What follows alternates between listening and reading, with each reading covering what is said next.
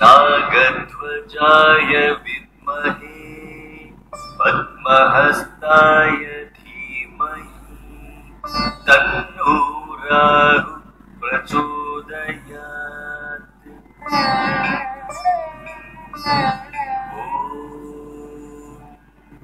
अश्वध्वजाय विद्महे शूलहस्ताय धीमहि तन्नो केतुः प्रचोदयात्। எல்லோருக்கும் நமஸ்காரம். நாம் இந்த பதிவில் வர இருக்கிற ராகு கேது பயிற்சியை பற்றி தெரிஞ்சுக்க போகிறோம். பிப்ரவரி மாதம் 27ஆம் தேதி 2019 காலை சுமார் 7:02 இப்போ கடகத்தில் இருக்கக்கூடிய ராகுவானவர் கடகத்திலிருந்து மிதுனத்துக்கும், கேதுவானவர் மகரத்திலிருந்து தனுராசிக்கும் பயிற்சியாக போகிறாரு. இது தமிழ் வருஷத்துல சொல்ல போனோம்னா விளம்பி வருஷம் மாசி மாசம் 15ஆம் தேதி. இந்த ராகு கேது பயிற்சி காலப்புருஷ தத்துவத்திற்கு 4ஆம் இடத்திலிருந்து 3ஆம் இடத்துக்கு ராகுவும், 10ஆம் இடத்திலிருந்து 9ஆம் இடத்துக்கு கேதுவும் பயிற்சியாக போகிறாரு.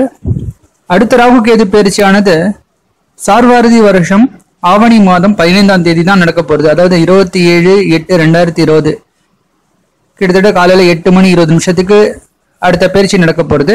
அதாவது கிட்டத்தட்ட 1.5 வருடம் காலம் இந்த ராகு கேது பயிற்சி ஒரு இடத்துல இருப்பாருன்னு சொல்லுவாங்க. அப்ப ராகு கேதுவானவர் ஒரு இடத்திலிருந்து, அதாவது ஒரு ராசியிலிருந்து இன்னொரு ராசிக்கு பயிற்சி ஆகிறதுக்கு கிட்டத்தட்ட 18 மாதங்கள் ஆகும். இப்ப வருகிற 18 மாதங்களும் பார்த்தோம்னா காலப்புருஷ தத்துவத்துக்கு 3ஆம் இடமான சுபமான ஒரு இடத்துல தான் ராகு இருக்க போறாரு. ஆனா கேதுவோடைய சஞ்சாரம் தான் கொஞ்சம் சரியில்லைன்னு சொல்லலாம். அதாவது 10ஆம் இடத்துலேருந்து அவர் 9ஆம் இடத்துக்கு போயிடுறாரு. அது மட்டும் இல்லாம ஒரு பெரிய கிரக சேர்க்கையே அங்க இருக்க போறது. சனியானவர் அங்க தனுசுல ஆல்ரெடி இருக்காரு. அடுத்த வருஷம் குருவும் அங்க சேர்ந்துட போறாரு. அப்போ சனி குரு பயிற்சி ஆகக்கூடிய இந்த கேது இவர்களோட சேர்ந்து சூரியன் புதன் இப்படி பெரிய ஒரு கிரக சேர்க்கை இந்த வருஷம் கடைசியில எல்லாம் இருக்க போறது.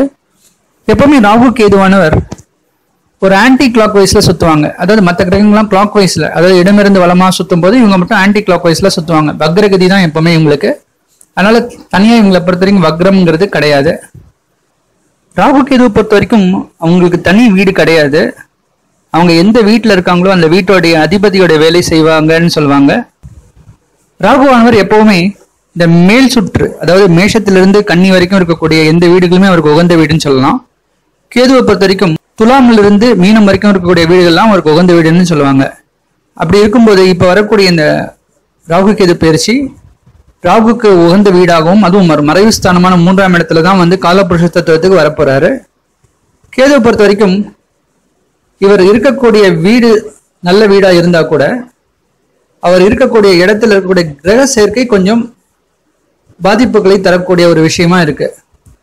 ஆனா இதுல வந்து ஒரு ரொம்ப நல்ல விஷயம் என்ன பார்க்கணும் அப்படின்னா, குருவோட வீட்டுல சனியும் கேதுவும் சேர்றது அப்படிங்கிற ஒரு விஷயம் வந்து ரொம்ப சிறப்புன்னு சொல்லலாம். ஏன்னா ஆன்மீகத்துக்கு அது ரொம்ப சிறப்பா இருக்கும். எப்பவுமே ஒரு குருவோட வீட்டுல சனியும் கேதுவும் சேர்க்கைங்கிறது எல்லாருக்கும் ஆன்மீக வழிபாட்டுல ரொம்ப நம்பிக்கை இருக்கும். இவ்வளவு நாள நம்பிக்கை இல்லாதவங்களுக்கு கூட நிறைய நம்பிக்கை வரும். நிறைய ஆலயங்களுக்கு அவங்க போறதுக்கான ஒரு சந்தர்ப்பம் கிடைக்கும். நிறைய கோவில்கள், நிறைய வழிபாட்டு ஸ்தலங்கள்லாம் வந்து புனரமைக்கப்பட்டு அது நல்ல ஒரு நிலைக்கு கொண்டு வரதுக்கான சாத்தியக்கூறெல்லாம் இருக்கு. அப்ப நிறைய பேர் இந்த சேரிட்டி எல்லாம் பண்ணுவாங்க, நிறைய நல்ல விஷயங்கள்லாம் எடுத்து பண்ணுவாங்க. அதுவும் குரு அந்த தன்னுடைய சொந்த வீட்டுக்கு அவர் பயிற்சி ஆகும்போது இன்னும் சிறப்பா இருக்கக்கூடிய காலகட்டமாகவும் இருக்கும். பொதுவாகவே பார்த்தோம்னா நாடு முழுக்க இருக்கக்கூடிய எல்லாருக்குமே மத நம்பிக்கை ரொம்ப அதிகமா இருக்கும். அவங்க மேற்கொள்ளக்கூடிய அந்த வழிபாட்டு முறைகள்லயே அவங்க சிறப்பா பண்ணக்கூடிய ஒரு சந்தர்ப்பம்லாம் இந்த வருஷத்துல அமைச்சு கொடுக்கும்னு சொல்லலாம்.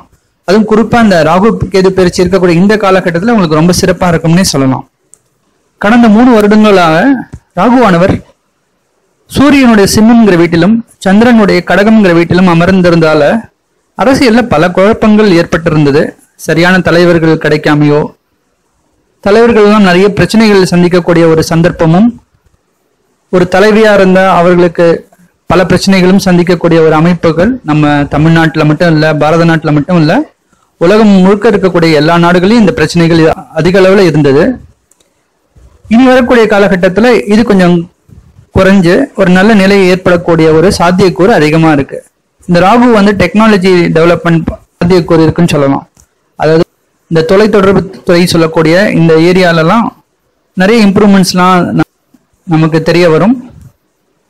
நிறைய ஃபெசிலிட்டிஸ்லாம் மக்களுக்கு கிடைக்கிறதுக்கான சந்தர்ப்பம், அரசாங்க சலுகைகள்லாம் நிறைய கிடைக்கக்கூடிய ஒரு காலகட்டம் உதவியா இருக்கும்னு நாம சொல்லலாம். இந்த ராகு கேதுவோட பலன்களை முழுமையா யாராலையும் கணிக்க முடியாதுன்னு சொல்லுவாங்க. இருந்தாலும் ஓரளவுக்கு இந்த நிலையை வச்சு பார்க்கும்போது பொருளாதாரத்துல ஒரு முன்னேற்றம் கிடைக்கிறதுக்கு ஒரு சூழ்நிலாம், டெக்னாலஜிக்கல் இம்ப்ரூவ்மெண்ட்ஸ் நடக்கிறதுக்கு ஆன சாத்தியக்கூறு இருக்குன்னு சொல்லலாம். இப்படி பல விஷயங்கள் நிறைய நாம தெரிஞ்சுக்கலாம். இப்போ இந்த ராகு கேதுவோடைய பெயர்ச்சியில ஒவ்வொரு ராசிக்கும் இந்த பெயர்ச்சி எந்த மாதிரி பலன்களை தரும் அப்படிங்கிறது நம்ம கொஞ்சம் விரிவா பார்க்கலாம். நான் என்னுடைய பதிவுல தான் சொல்லியிருக்கேன், இந்த பயிற்சியானது நம்ம 15 to 20% வரைக்கும் தான் நமக்கு பலன் அளிக்கும். நம்மளுடைய சுய ஜாதகத்துல என்ன தசா புத்தி நடக்கிறதுங்கிறத அடிப்படையா தான் இந்த கோச்சாரத்தில் இருக்கக்கூடிய பலன்களும் அமையும். ஒருவருக்கு தசையோ தசா புத்தியோ ராகு கேதுவை தொட்டு நடக்கல அப்படின்னா இந்த பெயர்ச்சியானது அவங்களுக்கு பெரிய பாதிப்பு நடக்கவே நடக்காது. ஒருவேளை ஒருவருக்கு தசை ராகு தசையோ ராகு புத்தியோ இல்ல கேது தசையோ கேது புத்தியோ இருந்து அது சுயஜாதகத்துல கொஞ்சம் சுமாரா இருந்து இந்த கோச்சாரத்திலையும் அது சரியா இல்லை அப்படின்னா அவங்க ஓரளவுக்கு பாதிப்பு சந்திப்பாங்க. மற்றவங்க யாருமே இதை கண்டு பயப்படணும்னு அவசியமே கிடையாது. ராசியை பொறுத்த வரைக்கும் இதனால் வரையும் ருணரோக சத்ருஸ்தானம் சொல்லக்கூடிய 6ஆம் இடத்துல மறைந்திருந்த ராகு இனி வரக்கூடிய ராகு கேது பயிற்சியில பூர்வ புண்ணியஸ்தானம் புத்திரஸ்தானம் ஆகிய 5ஆம் இடத்துக்கு வரப்போறாரு. இது அந்த அளவுக்கு சரி கிடையாது. ஏன்னா இந்த கும்பராசி நேயர்களுக்கு நிறைய பேருக்கு இந்த ராகுவால் ஒரு சில பாதிப்பு ஏற்படும் சொல்லலாம். அதுவும் குழந்தை பாக்கியம் எதிர்பார்க்கிறவங்களுக்கெல்லாம் கொஞ்சம் டிலே ஆகிறதுக்கான ஒரு சந்தர்ப்பம் இந்த காலகட்டத்தில் இருக்கும். அதுபோல இவங்களுக்கு இந்த ராகு 5ஆம் இடத்துல அந்த 5ஆம் இடத்துடைய சுபத்துவத்தை கொஞ்சம் குறைப்பாருன்னு சொல்லுவாங்க. போன ராகு கேது பயிற்சியை காட்டிலும் இந்த ராகு கேது பயிற்சி அந்த அளவுக்கு ஒரு நல்ல ஒரு நிலையில, அதுவும் குறிப்பா ராகு இல்லைன்னு தான் சொல்லணும். நண்பர்களுக்குள்ள சில கருத்து வேறுபாடு இருக்கும். அதுவும் இந்த குறிப்பா இந்த 5ஆம் இடத்துல இந்த ராகு வரதால ஒருவேளை ஒரு ஹஸ்பண்ட் அண்ட் ஒய்ஃப்குள்ள இருக்கக்கூடிய அந்த அந்யுன்யம் கொஞ்சம் கம்மியாகும். அதுபோல ஒருவருக்கு காதல் திருமணம் ஏற்படும் அப்படின்னு இருந்தா கூட அது இந்த காலகட்டத்துல கொஞ்சம் தாமதமா இருக்கு. ஒருவர் மிஸ் அண்டர்ஸ்டாண்டிங் ஆகிறதுக்கான ஒரு சந்தர்ப்பம்லாம் இந்த கும்பராசியில இருக்கிறவங்களுக்கு நிறைய பேருக்கு நடக்கும். மாணவர்களை பொறுத்த வரைக்கும் இந்த கும்பராசிக்கு அந்த அளவுக்கு சரி கிடையாதுன்னு தான் சொல்லணும். ஏன்னா அவங்களுக்கு ராகு அவங்களுடைய படிப்பை கொஞ்சம் கெடுப்பாருன்னு சொல்லுவாங்க. அவங்களுடைய கவனம் கொஞ்சம் சிதையும். இந்த காலகட்டத்தில் ரொம்ப ரொம்ப கேர்ஃபுல்லா இருக்கணும். ஏன்னா படிக்கிற விஷயத்தை தவிர மற்ற விளையாட்டு விஷயத்துக்குலாம் அவங்க மனசு ஈடுபடும். அதாவது படிப்பில் அவங்களால சரியா கான்சன்ட்ரேஷன் கொடுக்க முடியாது. அதனால அவங்களுக்கு எதிர்பார்த்த மார்க்ஸ் எல்லாம் கூட கிடைக்காது. அதனால இந்த ராகு கேது பயிற்சி கும்பராசியை பொறுத்த வரைக்கும், அதுவும் குறிப்பா ராகு அந்த அளவுக்கு ஒரு நல்ல நிலையில இல்லைன்னு தான் சொல்லணும். மாணவர்களா இருந்தாலும் சரி, அதே போல உத்தியோகத்துக்கு போறவங்களுக்கு கூட இது ரொம்ப பெரிய ஒரு உன்னதமான காலம்னு சொல்ல முடியாது. ராகு முன்னாடி இருந்த 1.5 வருடத்தை காட்டிலும் இப்ப இருக்கக்கூடிய இடம் அந்த அளவுக்கு சுமாரா தான் இருக்கு. அவங்க எதிர்பார்த்த ஒரு ப்ரமோஷன்ஸ் எல்லாம் உடனே கிடைக்கும்னு சொல்ல முடியாது. அது போல வேலையில ரொம்ப ஒரு டென்ஷன் அவங்க சந்திக்க ஒரு நேரிடும். அது மட்டும் இல்லாம இவங்களுக்கு 2ஆம் அதிபதி மற்றும் லாபாதிபதி குரு அவரே போய் 10ஆம் இடத்துல இருக்கிறது. 10ல ஒரு குரு பதவி பாழுன்னு சொல்லுவாங்க. சில பேருக்கு வேலையில ரொம்ப டென்ஷனாகவும் இருக்கும். அது ராகு 5ஆம் இடத்துல நிலையை வச்சு பார்க்கும்போது நிறைய பேருக்கு வேலையில ரொம்ப சுமைகள் அதிகமா இருக்குன்னு சொல்லலாம். அவங்க எதிர்பார்த்த அந்த வேலையெல்லாம் உடனே செஞ்சு கொடுக்க முடியாது. அவங்க எது பண்ணினாலும் அவங்களுடைய சூப்பர்வைசருக்கு அந்த அளவுக்கு சாட்டிஸ்ஃபேக்ஷன் இருக்காது. எவ்வளவு கஷ்டப்பட்டு வேலை பண்ணாலும் அதுல திருப்தி இருக்காதுன்னு சொல்லுவாங்க. இப்படி ராகுவோடைய வரக்கூடிய 1.5 வருடம் கும்பராசியை பொறுத்த வரைக்கும் கொஞ்சம் சுமாரான பலம் தான் கொடுக்கும் சொல்லலாம். அவிட்ட நட்சத்திரம் 3-4 பாதம், சதய நட்சத்திரம், புரட்டாதி நட்சத்திரம் 1, 2, 3 பாதங்கள் இதெல்லாம் சேர்ந்ததுதான் கும்பராசி. அதிலும் குறிப்பா சதய நட்சத்திரம் ராகுவோடைய சொந்த நட்சத்திரம். அதனால சதய நட்சத்திரத்துக்கு ராகு நல்லதுதான் செய்வாரு, எந்த கெடுதலும் செய்ய மாட்டாரு. அவிட்ட நட்சத்திரம் 3-4க்கு ஓரளவுக்கு நல்ல பலன்களை தருவார். மற்றபடியா புரட்டாதி நட்சத்திரத்துக்கு ஓரளவுக்கு நல்ல பலன்களை ராகு தருவார். இதனால் வரையும் விரயத்தில் இருந்த கேது இனி வரக்கூடிய ராகு கேது பயிற்சியில லாபத்துல போயிட போறாரு. ஏற்கனவே லக்னாதிபதி, ராசியாதிபதி மற்றும் 12ஆம் இடத்து அதிபதியான இந்த ராசிக்கு சொந்தக்காரரான இந்த சனி பகவானே லாபத்துல உட்கார்ந்து இருக்காரு. இப்போ சனியோட சேர்ந்து இந்த கேதுவும் 11ஆம் இடத்துல போய் அமரப்போறாரு.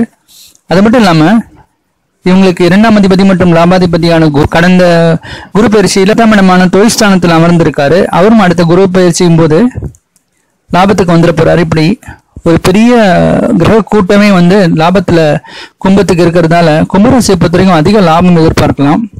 ஆன்மீக விஷயமா நிறைய லாபங்கள் அவங்களுக்கு ஏற்படும். அதாவது நிறைய பேருக்கு பார்த்தீங்கன்னா நிறைய வெளியூருக்கெல்லாம் செல்லக்கூடிய ஒரு யோகம், வெளிநாடு வெளி மாநிலங்களுக்கெல்லாம் செல்லக்கூடிய யோகம், அதனால நிறைய ஆதாயங்கள்லாம் கூட அவங்களுக்கு கிடைக்கும்.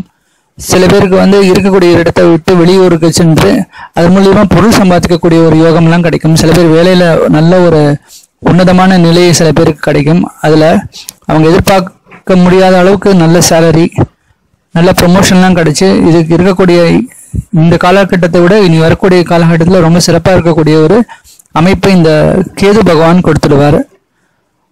அதுவும் அடுத்த வருஷத்துல குரு வேற உங்களுக்கு லாபத்துல வரும்போது 2ஆம் இடத்துக்கு அதிபதியான தனக்குடும்ப வாக்குஸ்தானத்துக்கு அதிபதியான குருவே போய் உங்களுக்கு லாபத்தில் அமர்ந்தால இப்ப ராசியாதிபதி மற்றும் லாபாதிபதி 2 பேருமே 11ஆம் இடமான லாபத்துல அமர்ந்து அதுவும் கேதுவும் கூட இருக்கிறதால இவங்களுக்கு எதிர்பார்க்க முடியாத அளவுக்கு நிறைய லாபங்கள் கிடைக்கும்னு நிச்சயமா சொல்லலாம். இவங்களுக்கு குறிப்பா பார்த்தோன்னா இவங்களுடைய மூத்த சகோதரிகள் மூலியமா அதிக ஆதாயம் இருக்கும்னு சொல்லலாம். இவங்களுடைய எல்டர் சிஸ்டர்ஸ் அண்ட் பிரதர்ஸ் அவங்களால இவங்களுக்கு நிறைய உதவிகள்லாம் கிடைக்கும் சொல்லலாம். அதுவும் இந்த வரக்கூடிய இந்த ராகு கேது பயிற்சிக்கும் போது இந்த கேதுவும் லாபத்துல இருக்கிறதால இவங்களுக்கு நிறைய நல்ல நன்மைகள்லாம் நடக்கும். அதுவும் இவங்களுக்கு சுப காரியங்கள்லாம் நிறைய பேருக்கு நடக்கும். ஹையர் ஸ்டடீஸ் பண்ணக்கூடிய மாணவர்கள், அதுவும் வந்து கிராஜுவேட்ஸ் அண்ட் போஸ்ட் கிராஜுவேட்ஸ் பண்ணக்கூடிய மாணவர்களுக்கெல்லாம் வந்து இந்த காலகட்டம் நல்லா இருக்கும். அதுவும் கேதுவோடைய 11ஆம் இடம் வரவு அவங்களுக்கு நல்ல ஞாபக சக்தியும் எல்லா விஷயங்களும் புரிஞ்சுக்கக்கூடிய ஒரு தன்மையும் கொடுக்கும் சொல்லலாம். அப்போ ஹையர் ஸ்டடீஸ் பண்ணிக்கக்கூடிய கும்பராசியில இருக்கிற எல்லா மாணவர்களுக்கும் ரொம்ப சிறப்பா இருக்கும்னு நம்ம சொல்லலாம். அவிட்ட நட்சத்திரம் 3-4 பாதங்கள், சதயம் மற்றும் புரட்டாதி 1-2-3 பாதங்கள் தான் வந்து கும்பராசி. அதிலும் குறிப்பா குருவுடைய நட்சத்திரமான பூரட்டாதி நட்சத்திரம் ரொம்ப சிறப்பா இருக்கும். அதுக்கு அடுத்தபடி அவிட்ட நட்சத்திரம் 3-4 பாதங்கள் கேது ரொம்ப சிறப்பான யோகத்தை தருவாரு. அதுக்கு அடுத்தபடியாக சதய நட்சத்திரத்துக்கு கேது ஓரளவுக்கு பலன்களை தருவாரு. இப்படி எல்லா கிரக அமைப்புகளும் வச்சு ராகு கேதுவோடைய மொத்த பலன்களையும் வச்சு பார்க்கும்போது கும்பராசியை பொறுத்த வரைக்கும் சுமார் 80-85% வரைக்கும் சிறப்பான ஒரு காலகட்டமா இருக்கும்னு என்னுடைய கணிப்பு.